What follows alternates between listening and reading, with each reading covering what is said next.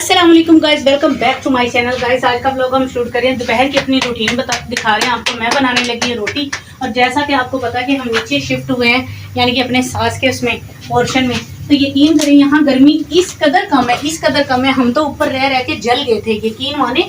अब तो इतनी रोटी बनाते हुए भी यकीन करें इतनी गर्मी नहीं लगती। मैं सच बता रही हूँ, इजीली आसानी से बंदा रोटी बना ले। वरना दोपहर के टाइम में आपने अक्सर देखा है कि मैं रोटी बनाती ही नहीं थी। बेटा इसके ऊपर छवड़ी देना कोई आटे के ऊपर।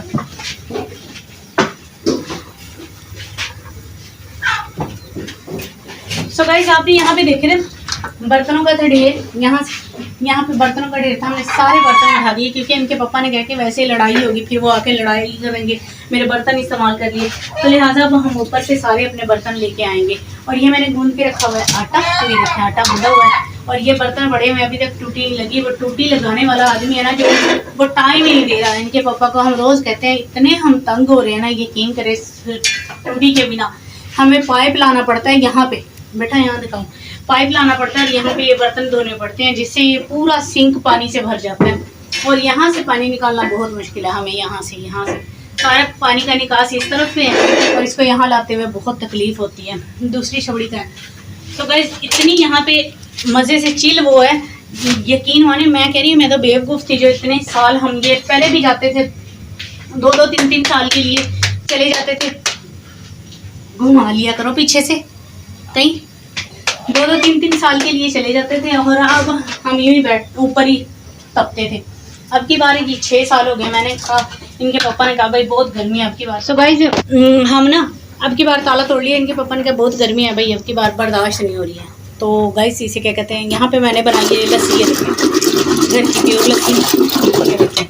और यहाँ पे हमारी ये पड़ी है दही बची, और ये हमने बनाया आज, इनके पापा ने बनाया है सालन, आलू क्या है, कद्दू चनों की दाल, ये सालन बनाया है। और कुछ हम रोटियां होटल से मंगवा रहे हैं। मेरा 2-3 दिन से ना दिल कर रहा था कि होटल की रोटी खाएं। मैंने इनके पापा को बोला है, और अभी वो रोटी लेने के लिए गए हैं। और अभी हम 3 या 4 रोटी बनाएंगे बस बच्चों के लिए, बाकी हम होटल की रोटी लेंगे। सही बताना बेटा, कोई पसीना आ रहा है या इतना ज्यादा गर्मी लग रही है? नहीं, थोड़ा ज्यादा बोल लिया कर, अगर बोलने पे आती है तो इतना बोलती है। सो गाइस दोपहर में यकीन करें मैंने यहाँ आके खाना बनाना शुरू किया, वरना मैं बिल्कुल भी नहीं बनाऊँ। और इनके पापा ने बना दिए सलाद। दिखाओ बेटा सलाद दिखाओ, ये हमारी सलाद हो गई तैयार। दोपहर का खाना और सलाद ना हो ये तो हो ही नहीं सकता। लस्सी, चुपड़ी रोटी, मैं तो कहती चुपड़ी रोटी। मक्खन लेके आए हो? अब जाओ फ्रिज से मक्खन ला दो, जाओ उड़ा। यहाँ पे हम ये रोटियाँ चुपड़वा रहे हैं। इनके पापा चुपड़ के देंगे रोटी, साथ चुपड़ते रहेंगे, इसलिए जल्दी से ना खाना बिल्कुल तैयार हो जाएगा। हमारे वहाँ बैठे हुए मेहमान कुछ इनके पापा के, आपको पता है कि दोस्त वगैरह आते रहते हैं, तो खाने का टाइम हो रहा है। ऐसा हो के आपकी बाजी खाना खाए बिना जाने दे दे। तो मैंने कहा कि नहीं भाई, खाने का टाइम है तो कि खाना खा के जाएँ। ये देखिए गरम रोटियाँ उतरती जा रही हैं। और मैं कुछ ही रोटियाँ बनाऊँगी, 4 या 5 रोटी बनाऊँगी। इनके पापा ने कहा कि होटल से रोटियाँ आ रही हैं, वो भी बच जाएंगी, तो कम ही रोटी बनाना। और आटा मैंने इतना गूंद लिया पहले। इनके पापा ने बताया नहीं कि मैं होटल से रोटियाँ मंगवा रहा हूँ।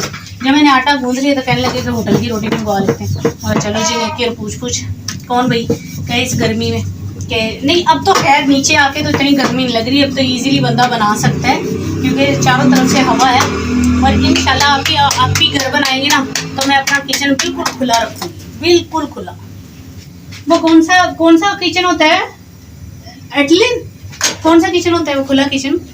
पता नहीं इसको एटलिन किचन पता नहीं क्या बोलते हैं। सो जो भी बोलते हैं इसको आप ना मुझे कमेंट्स में लाजमी बताइएगा गाइस कि वो जो खुला किचन होता है इसे क्या बोलते हैं। एटलिन किचन बोलते हैं मेरा ख्याल, इस तरह का कुछ बोलते हैं। सो गाइस मैंने बना ली हैं 5 रोटियां। अभी हम बनाएंगे लस्सी।